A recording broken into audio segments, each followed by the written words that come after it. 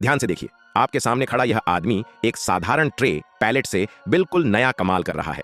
किसी ने सोचा भी नहीं होगा कि इतना साधारण दिखने वाला ट्रे उसके हाथों में आकर एक बहुउपयोगी निर्माण सामग्री बन जाएगा। सबसे पहले राहुल अपने बेडरूम में एक मजबूत बेसिक फ्रेम तैयार करता है और नीचे एक स्टाइलिश प्लेटफॉर्म बनाता है। फिर उस पर चमकीले रंगों की पेंटिंग करता है, साथ ही माहौल बनाने के लिए एलईडी लाइट स्ट्रिप लगा देता है। ऊपर से मुलायम स्पंज का गद्दा बिछा देता है। इस तरह एक स्टाइलिश और आरामदायक बेड आसानी से तैयार हो जाता है। बेशक आप चाहें तो दो ट्रे को जोड़कर एक बड़ा प्लेटफॉर्म भी बना सकते हैं। उन्हें जमीन पर बराबर बिछाकर दीवार के पास हेडबोर्ड लगा दें। यहां तक कि बेड साइड टेबल भी ट्रे को थोड़ा मॉडिफाई करके बना दी जाती है। आखिर में गद्दा बिछाकर और थोड़ा सजावट कर दी जाए तो एक सरल लेकिन बेहद आरामदायक बड़ा बिस्तर तैयार हो जाता है। अब चलते हैं घर के बाहर गार्डन में। यहाँ राहुल सबसे पहले बड़े पेड़ के चारों ओर पत्थरों से गोल फ्रेम बनाता है।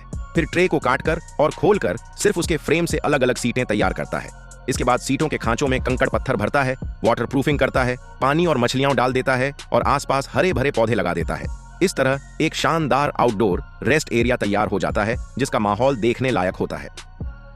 सबसे कमाल की बात तो यह है कि जंगल के बीच वह सीमेंट और लोहे से एक मजबूत बेस प्लेटफॉर्म बनाता है। फिर ट्रे को एक दूसरे के ऊपर लगाकर दीवार तैयार करता है और दरवाजे के लिए जगह छोड़ देता है।